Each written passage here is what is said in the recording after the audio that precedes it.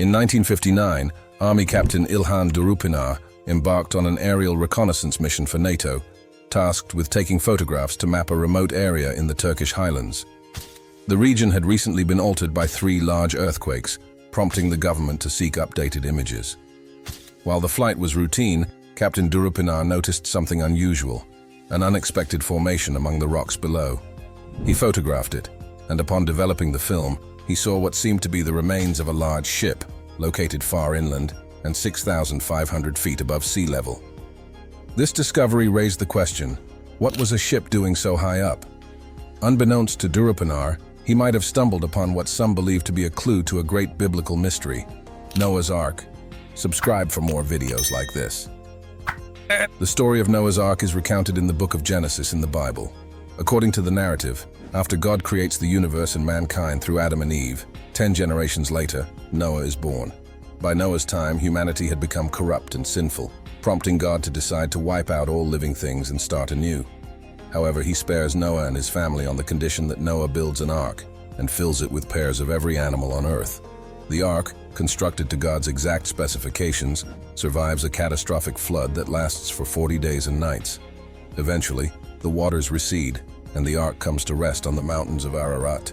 Interestingly, there is a real Mount Ararat in Turkey, near where Durupınar took his aerial photo. For centuries, religious scholars and historians have viewed the story of the Great Flood as a metaphorical warning of divine retribution for sin. However, the flood is also mentioned in the Torah and the Quran, raising the question of whether the photos might be evidence of Noah's Ark and a historically true event. Researchers now had 2 lines of investigation: finding the boat itself and looking for evidence of a massive flood. Large-scale natural disasters leave traces that can last for millennia, and studies have suggested that a significant flood might have occurred near where Durupınar's photograph was taken. The legendary tale of Noah's Ark, the vessel that saved humanity and the world's creatures from a catastrophic flood, has been told across various civilizations. However, some experts argue that the biblical account of the flood is inconsistent with modern geological records. Despite this skepticism, many have sought the Ark, with expeditions dating back to the 3rd century. While previous efforts have not yielded concrete evidence, the Noah's Ark Scans project has discovered a large shape in Turkey's mountains that matches the biblical description. Using advanced 3D scanning technology, archaeologists explored the Durupınar site on Mount Tendürek, thought to be the biblical Mount Ararat. Lead scientist Dr. Fatih Ahmed Yüksel and researcher Andrew Jones shared their findings, highlighting unusual parallel lines and right angles beneath the surface that suggest a man-made structure. Jones remarked that these results align with the expected appearance of Noah's Ark. However, some geologists maintain that the formation is merely a natural rock formation. In 2007 and 2008, a team of explorers claimed to have discovered the remains of Noah's Ark on Mount Ararat, finding 7 large wooden compartments at an altitude of 13,000 feet. The team, who returned to the site with a film crew, reported that the structure had various spaces, matching historical accounts of the Ark. They kept the exact location a secret, but stated that radiocarbon dating indicated the wood was about 4,800 years old, aligning with the biblical timeline of Noah's flood. The claim of discovering Noah's Ark has always been contentious. Some argue that if the Ark were indeed 4,800 years old, it should have a traditional radiocarbon date of several tens of thousands of years. Biologist Todd Wood suggests that the Ark, if it existed, was likely dismantled for building materials after the flood. He also points out that the Bible does not specify which mountain the Ark landed on, only mentioning a region called Urartu in ancient Turkey. This ambiguity has led some scholars to question the exact location of the Ark. In 1997, a team of geologists, geophysicists, and oceanographers, led by Americans William Ryan and Walter Pittman, analyzed the area around the Black Sea. They found evidence for what they called the Black Sea Deluge, remains of freshwater animals dating back to around 5,000.